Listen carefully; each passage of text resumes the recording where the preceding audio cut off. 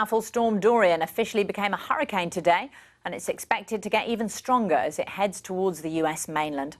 The storm is barreling towards the US territory of Puerto Rico, and President Trump has approved a state of emergency there, which allows federal agencies to provide disaster relief. For more on the storm's impact, I was joined earlier by meteorologist Rich Fields from Florida. Thanks for being with us. So now Dorian is a hurricane. How much damage could it do to the US Virgin Islands and Puerto Rico in the next 24 hours? Well, Laura, aside from the wind speeds, hurricane wind speeds, now a Category 1 hurricane, certainly you're going to see treetops shaved off.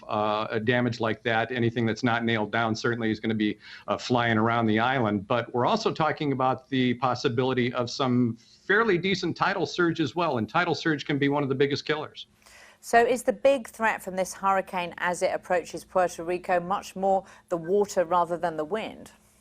Yes, this is no Maria-type hurricane. Don't get me wrong; it's a strong storm and it's already Category 1 hurricane. But this is no Maria. Maria was a Category 4 when she hit September of 2017, and that was, we all know, massively devastating. We're certainly going to see wind damage, but I think one of the biggest problems is going to be storm surge. We're looking at storm surge anywhere from 3 to 6 feet on the island of Puerto Rico. And as the storm moves, I know the track's pretty uncertain, but does it have Florida in its sights? It appears that way right now, Laura. This storm has really taken a lot of us by surprise. 24 hours ago, we didn't think much was going to happen from this storm. There was a lot of dry air aloft. There was wind shear, and those are storm killers along with cold water.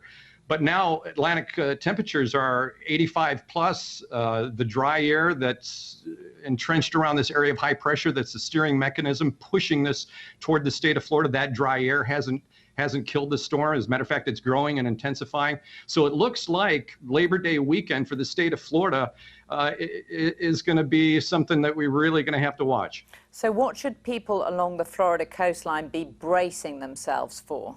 Absolutely. Batten down the hatches and get ready. Listen to local government. When they say get out, get out.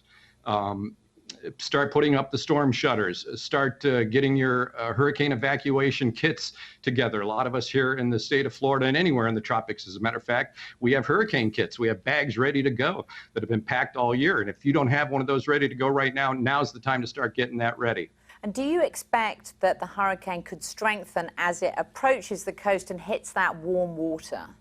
Absolutely. You're talking about the eastern side of the state of Florida. And if you look at a map of the Gulf Stream, the warm water of the Gulf of Mexico goes right around the bottom of the state of Florida and right up the eastern side. So this storm is going to hit that warm water. And one of the things I mentioned earlier is that it feeds off of that warm water in the Atlantic Ocean, and it's going to intensify. It's going to be a Cat 3, maybe even higher by the time it gets near the state of Florida. Rich Fields, thanks for being with us. My pleasure.